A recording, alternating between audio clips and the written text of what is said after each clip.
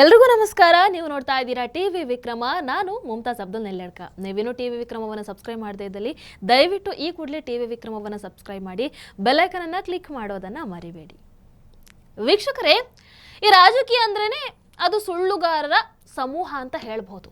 ಹಾಗಂದ ಕೂಡಲೇ ಎಲ್ಲರೂ ಸುಳ್ಳುಗಾರರ? ಖಂಡಿತವಾಗ್ಲೂ ಅಲ್ಲ. ಅದು ಚುನಾವಣೆಯನ್ನು ಗೆಲ್ಲೋದಕ್ಕೆ ಬಹಳಷ್ಟು ಸುಳ್ಳು ಆಶ್ವಾಸನೆ ಅಂತೂ ಕೊಡ್ತಾರೆ.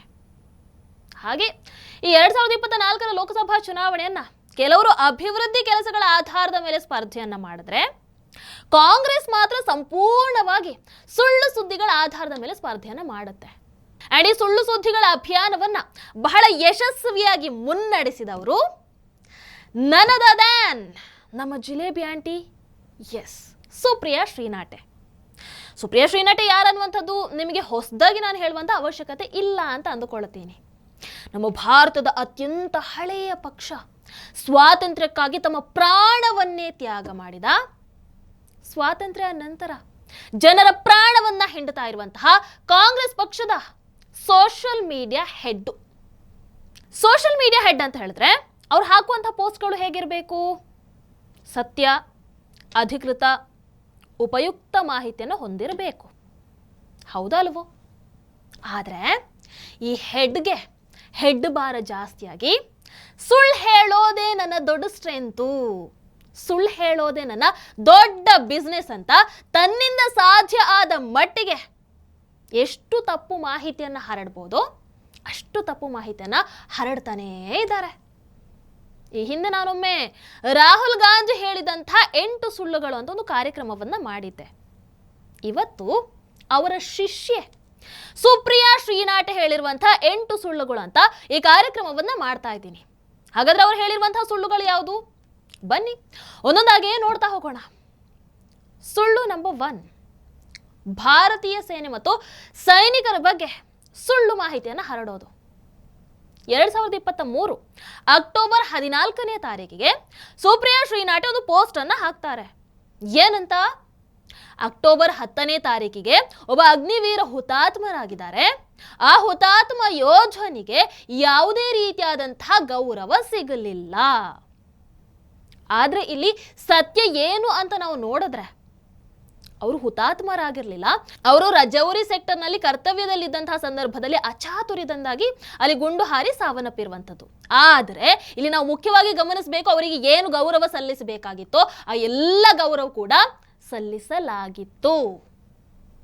ಸುಪ್ರಿಯಾ ಶ್ರೀನಾಟೆ ಅಗ್ನಿವೀರ್ ಯೋಜನೆ, ಅದೇ ರೀತಿ ಅಗ್ನಿವೀರರನ್ನ ಗುರಿಯಾಗಿಸ್ಕೊಂಡು ಏನು ಈ ಸುಳ್ಳು ಮಾಹಿತಿಯನ್ನ ಹರಡಿದ್ರು, ಅದು ಸೋಷಿಯಲ್ ಮೀಡಿಯಾದಲ್ಲಿ ಎಷ್ಟು ವೈರಲ್ ಆಯಿತು ಅಂತ ಹೇಳಿದ್ರೆ, ಕೊನೆಗೆ ಭಾರತೀಯ ಸೇನೆ ಇದರ ಬಗ್ಗೆ ಸ್ಪಷ್ಟತೆಯನ್ನು ನೀಡುವಂತಹ ಪರಿಸ್ಥಿತಿ ಬೇರೆ ನಿರ್ಮಾಣ ಆಗುತ್ತೆ.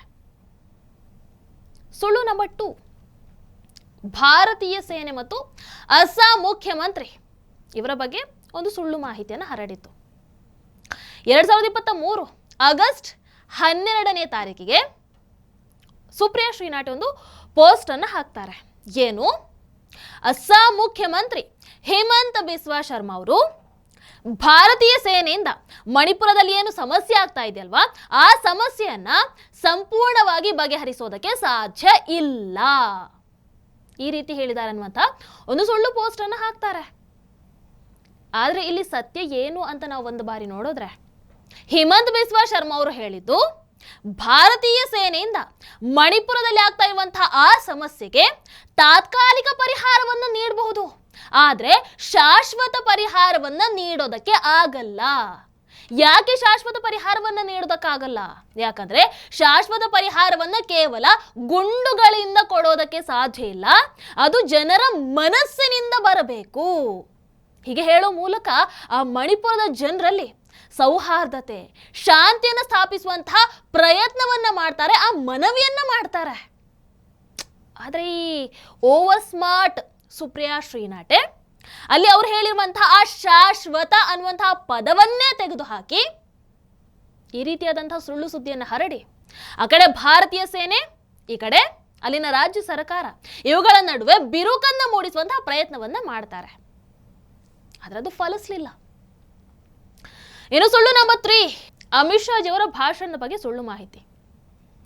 ವೀಕ್ಷಕರು, ಛತ್ತೀಸ್ಗಢ ರ್ಯಾಲಿಯಲ್ಲಿ ಅಮಿತ್ ಶಾಜಿ ಅವರು ಒಂದು ಭಾಷಣವನ್ನ ಮಾಡ್ತಾ ಹೇಳ್ತಾರೆ, ಛತ್ತೀಸ್ಗಢದಲ್ಲೇ ನಾವು ಮೊದಲ ಏಮ್ಸ್ ಮತ್ತೆ IIT-ಯನ್ನ ಸ್ಥಾಪನೆ ಮಾಡಿದ್ದು ಅಂತ. ಆದರೆ ಅದೇ ಓವರ್ ಸ್ಮಾರ್ಟ್ ಸುಪ್ರಿಯಾ ಶ್ರೀನಾಥ್ ಅವರು ಅಮಿತ್ ಶಾಜಿ ಅವರು ಹೇಳಿರುವಂತಹ ಆ ಮಾತಿಂದ ಆ ಛತ್ತೀಸ್ಗಢವನ್ನೇ ತೆಗೆದುಹಾಕಿ, ನೋಡಿ ಜನರೇ, ಅಮಿತ್ ಶಾಜಿ ಅವರು BJPನೇ ಈ ಭಾರತದಲ್ಲಿ ಮೊದಲ ಏಮ್ಸ್ ಸ್ಥಾಪನೆ ಮಾಡಿದ್ದು ಅಂತ ಹೇಳ್ತಾ ಇದ್ದಾರೆ ಅನ್ನುವಂತಹ ಸುಳ್ಳು ಮಾಹಿತಿಯನ್ನು ಹರಡ್ತಾರೆ. ಆದರೆ ಅದು ಕೂಡ ಫಲಿಸೋದಿಲ್ಲ. ಇನ್ನು ಸುಳ್ಳು ನಂಬರ್ 4,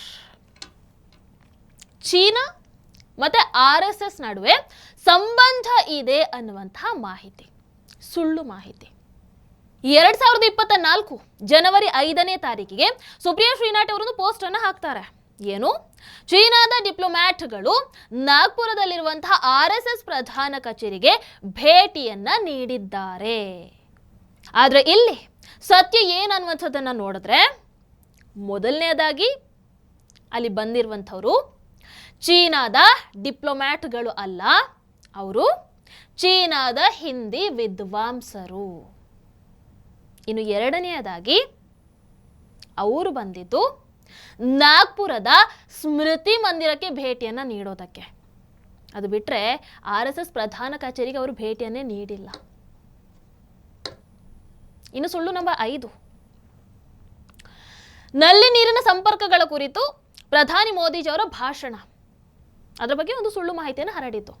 2023 ಫೆಬ್ರವರಿ 9ನೇ ತಾರೀಕಿಗೆ ಸುಪ್ರಿಯಾ ಶ್ರೀನಾಥ್ ಅವರು ಒಂದು ಪೋಸ್ಟ್ ಅನ್ನು ಹಾಕೊಳ್ತಾರೆ. ಏನು? ನರೇಂದ್ರ ಮೋದಿಜಿ ಅವರು ಲೋಕಸಭೆಯಲ್ಲಿ ನೋಡಿದ್ರೆ ನಾವು 8 ಕೋಟಿ ನಲ್ಲಿ ಸಂಪರ್ಕಗಳನ್ನು ಒದಗಿಸಿದ್ದೇವೆ ಅಂತ ಹೇಳ್ತಾರೆ. ಇನ್ನು ರಾಜ್ಯಸಭೆಯಲ್ಲಿ ನೋಡಿದ್ರೆ ನಾವು 11 ಕೋಟಿ ನಲ್ಲಿ ಸಂಪರ್ಕಗಳನ್ನು ಒದಗಿಸಿದ್ದೇವೆ ಅಂತ ಹೇಳ್ತಾರೆ.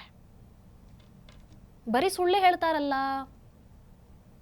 ಆದ್ರಲ್ಲಿ ಸತ್ಯ ಏನು ಅನ್ನುವಂಥದ್ದನ್ನ ನೋಡಿದ್ರೆ, ಪ್ರಧಾನಿ ನರೇಂದ್ರ ಮೋದಿಜಿ ಅವರು ಹೇಳಿದ್ದು, ಈ ಹಿಂದೆ ಸುಮಾರು 3 ಕೋಟಿ ನಲ್ಲಿ ಸಂಪರ್ಕಗಳಿದ್ವು. ನಾವು ಅಂದ್ರೆ ನಮ್ಮ ಸರ್ಕಾರ 8 ಕೋಟಿ ಹೆಚ್ಚು ನಲ್ಲಿ ಸಂಪರ್ಕಗಳನ್ನ ಒದಗಿಸಿಕೊಟ್ಟಿದ್ದೀವಿ. ಹಾಗಾಗಿ ಈಗ ಒಟ್ಟು 11 ಕೋಟಿ ನಲ್ಲಿ ಸಂಪರ್ಕಗಳು ಇವೆ.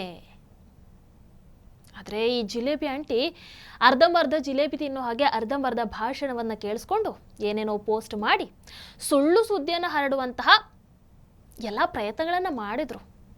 ಆದರೆ ಫಲಿಸಲಿಲ್ಲ. ಇನ್ನು ಸುಳ್ಳು ನಂಬರ್ 6, BJP ಮೀಸಲಾತಿಯನ್ನ ಕೊನೆಗೊಳಿಸೋದಿದೆ. BJP ಮೀಸಲಾತಿಯನ್ನ ರದ್ದುಗೊಳಿಸುತ್ತೆ. 2024 ಏಪ್ರಿಲ್ 27ನೇ ತಾರೀಕಿಗೆ ಸುಪ್ರಿಯಾ ಶ್ರೀನಾಥ್ ಒಂದು ಪೋಸ್ಟ್ ಅನ್ನು ಹಾಕ್ತಾರೆ. ಏನು?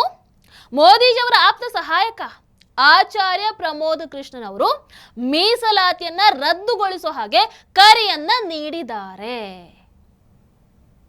ಆದ್ರೆ ಇಲ್ಲಿ ಸತ್ಯ ಏನು ಅಂತ ನಾವು ಒಂದು ಬಾರಿ ನೋಡಿದ್ರೆ, ಅದು ಸೆಪ್ಟೆಂಬರ್ 27, 2023ರ ಹಳೆಯ ವಿಡಿಯೋ ಆಗಿತ್ತು. ಆ್ಯಂಡ್ ಇಲ್ಲಿ ಬಹಳ ಮುಖ್ಯ ಅಂಶ ಏನು ಅಂತ ಹೇಳಿದ್ರೆ, ಆಗ ಅವರು BJPಯಲ್ಲಿ ಇರಲೇ ಇಲ್ಲ, ಅವರು ಕಾಂಗ್ರೆಸ್ ಸದಸ್ಯರಾಗಿದ್ರು. ಅಂದರೆ ಕಾಂಗ್ರೆಸ್ನ ಸದಸ್ಯರಾಗಿರುವಂತಹ ಸಂದರ್ಭದಲ್ಲಿ ಮಾಡಿರುವಂತಹ ಭಾಷಣ ಇದು. ಪಾಪ ಸುಪ್ರಿಯಾ ಶ್ರೀನಾಥ್ ಅವರಿಗೆ ಗೊತ್ತೇ ಇಲ್ಲ. ಅವರು BJP ಸೇರಿದ್ದು ಫೆಬ್ರವರಿ 11, 2024ರಲ್ಲಿ. ಅಲ್ಲಿಗೆ ಅದು ಕೂಡ ಸುಳ್ಳನ್ನು ಸಾಬೀತಾಯಿತು. ಇನ್ನು ಸುಳ್ಳು ನಂಬರ್ 7, ಯೋಗೀಜಿ ಮತ್ತು ಮೋದಿಜಿ ಸಂಬಂಧ ಹಳಸಿ ಹೋಗಿದೆ. 2024 ಜುಲೈ 28ನೇ ತಾರೀಕಿಗೆ ಸುಪ್ರಿಯಾ ಶ್ರೀನಾಥ್ ಒಂದು ಪೋಸ್ಟ್ ಅನ್ನ ಮಾಡ್ತಾರೆ.